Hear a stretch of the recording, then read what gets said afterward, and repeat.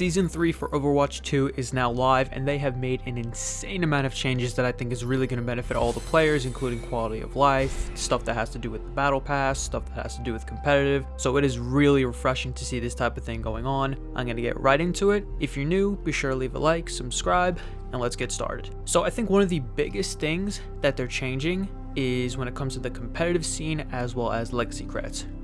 Drop into Season 3 to explore the depths of the coolest new control map, Antarctic Peninsula. So that's basically May's like home, that's like her map. You used to be able to do it when you were playing the winter things for May. So now that that's no longer an event and they're actually making a map, that's pretty cool. They are adding a couple of updates when it comes to, just accessibility. So, text scalability, character portraits, speaker name, icons, text color, stuff like that. So these are small quality of life things that are actually going to benefit a lot of people if they were into that kind of thing. Overwatch credits are back is one of the things that I really wanted to discuss. So Overwatch credits, which were previously labeled legacy credits and were not earnable in Overwatch 2, can now once again be earned through progressing in the Season 3 Battle Pass. So this is huge for a lot of reasons. One, you don't have to necessarily spend money as much to try and get skins and legacy credits. You can basically earn up to 1,500 credits as free rewards and then another 500 credits from the premium battle pass. So I think this is big because maybe you were just on the gist of having enough. So now you can actually get it as free rewards so that way you can buy skins or other cosmetics that you really want. So Season 3 of competitive has started, and this is one of the biggest changes that I wanted to talk about.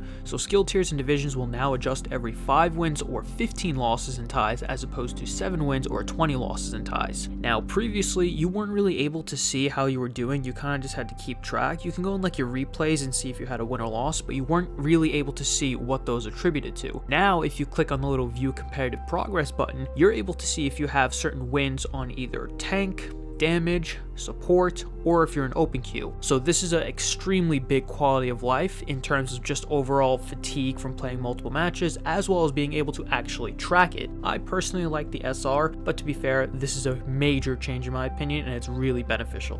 They also added a couple things for the workshop, which again is for custom games. I think that's great, and those are some of the most fun things that you can play. So there is a lot of hero updates that I want to get into. The first thing obviously is that maximum ult charge retained from swapping heroes is instead of 30, it's now 25.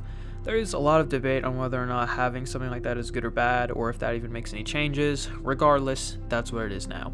One of the bigger things that they're doing for the tank role passive is changing the health based on what type of mode you're playing. So basically, if you're in role queue, nothing changes, health stays the same, but if you're in open queue, basically it's reduced by a good amount. And from what I've seen, it's reduced I think by each person by like 150.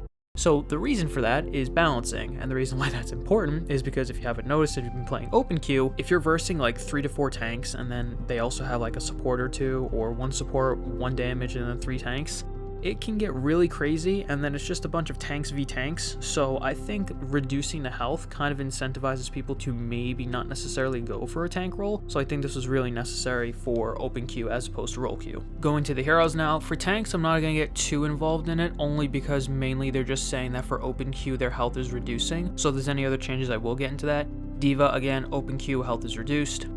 Same thing for Doomfist. Junker Queen, they actually increased her overall health by 25 points, so instead of 425, it is now 450. For Orisa, her fusion driver is now reduced from 25 to 15 meters, so it is a little bit of a nerf. Ramatra has probably the biggest changes. I like how they put over here the idea of an ultimate ability potentially lasting forever is an exciting concept, when in reality, it's too easy to do it. Remember I made a joke in my other video saying that to play Ramatra, you had to have the longest uptime for Annihilation? Well, they realized it, and now they decided to nerf it. So instead of being infinite, it is now up to 20 seconds, which to be fair is still really high, so I really don't think that's as much of a nerf as people can think. Again, yes, having infinite can probably wipe people out if you're having supports supporting you that entire time, making sure your health is up, so that way you're just tracking people next to you and making sure you're right next to them, so that way it keeps damaging them. And then ultimate cost increased by 12%. For Reinhardt, they made a couple of changes to pretty much everything. His rocket hammer knockback impulse reduced from 10 to 6. I think the reason they did that is so that way when you knock people, they don't get out of your range of sight, which is fair. Charge cooldown reduced from 8 to 7. That's very good for him. Fire strike damage increased from 90 to 100. I think this is really beneficial because if you're going up against 200 HP targets, they're all going to be wiped out if you're able to strike both of those correctly. Earth Shatter probably took the biggest shatter. Direct hit damage reduced from 250 to 170. Now he can no longer one-shot 200 or even 250 health targets.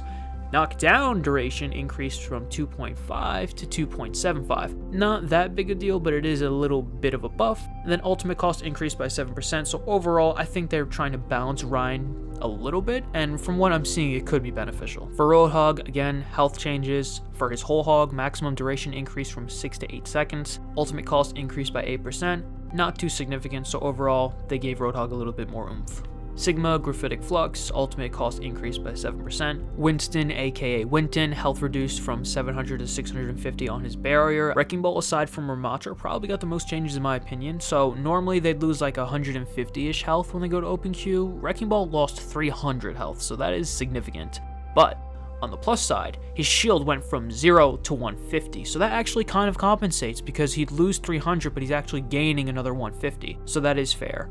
But to get 150 shield from nothing, that's really good for him. For his pile driver, cooldown reduced from 10 to 8 seconds, pretty big.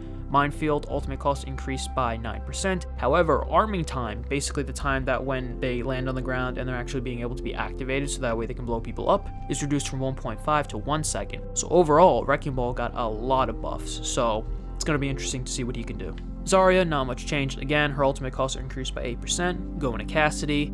Peacekeeper, primary fire fall-off range increased from 20 to 25, so that is significant because he can be played from far. Combat roll, movement is no longer blocked by enemy player collision. I didn't really run into that as much, but I guess it's a small quality of life change. Oh my god, they actually said that. Mostly a small quality of life change. I didn't even read that part. Alright, cool. So yeah, I'm totally right then. So that'll be good for Cole. Junkrat is actually performing much better than I would have thought. I've never been able to play Junkrat, and I've been playing him on damage queue, and he has been doing really well for me, as well as the opponents that I've been versing. So Concussion Mine going from 120 to 100 max damage, I think is a bit necessary because he is out DPSing a lot of characters. For Mei, Blizzard ultimate cost reduced 5%, Pharah ultimate cost reduced 5%, Reaper cost reduced by 8%, Soldier 76, couple changes with him, and as someone who plays Soldier a lot, this actually could benefit someone like me. Number of shots to reach maximum recoil increased from 4 to 6, and recoil reduced by 12%. Now he's going to be able to have a bit more fine-tuning when it comes to his shots, so that's something I'm looking forward to using. Sombra finally got some much love because, as they said right here, she's been underperforming. Damage from her projectiles has increased from 7 to 7.5, pretty good. Similar to Tracer, how she went from, I think, 5 to 6, but then I think they brought it from 6 to 5.5. So for Sombra, they also just went up by 0.5 instead of by a whole point.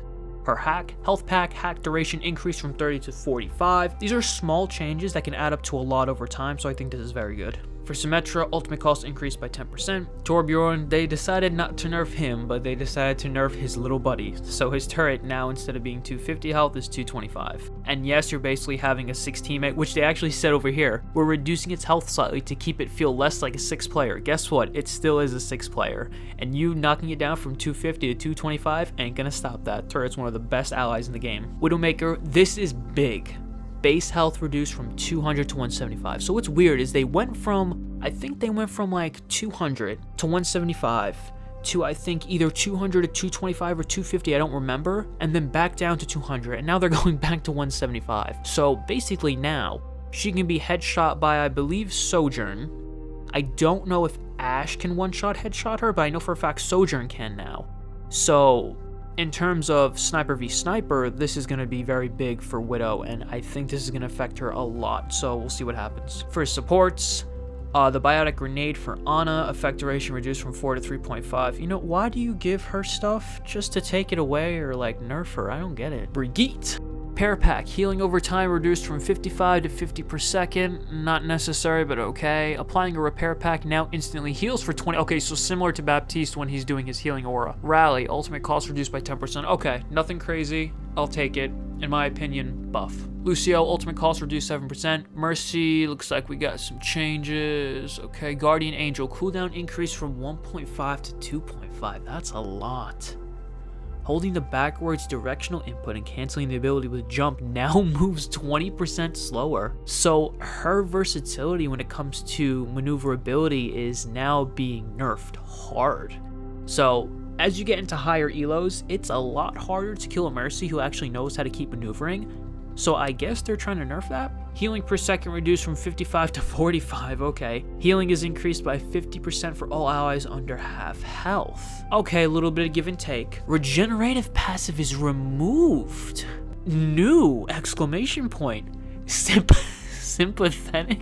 Mercy heals herself for 25% of healing done with the staff. See, it's not as much of a loss with her passive being removed because overall supports in the game get that actual regenerative passive. So she basically had two at the same time. The other character that basically had that is Lucio because of his healing aura. I don't think that's that bad, but to be able to heal yourself 25% of the healing done, she's like gonna be able to recover really, really well. Don't get me wrong, I'm still gonna damage amp with her, but at the same time, the cooldown increase from 1.5 to 2.5 is a lot, and she's 20% slower.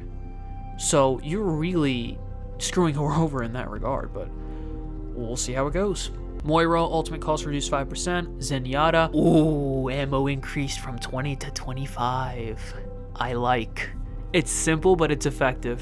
Map pools, I think they're gonna get rid of that in Season 4, so we'll see. It's just going over a couple things. Coliseum is now morning, which is new.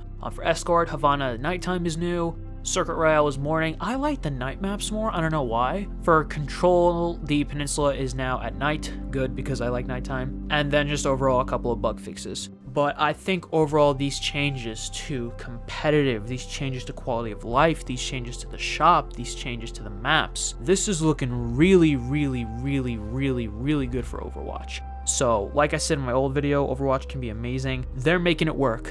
They're making a lot of changes and it's becoming really good. So, credit to you developers, you're doing really well. Let me know what you all think. Let me know if you're excited for Season 3. As always, thank you very much for watching, and I'll catch you all in the next one.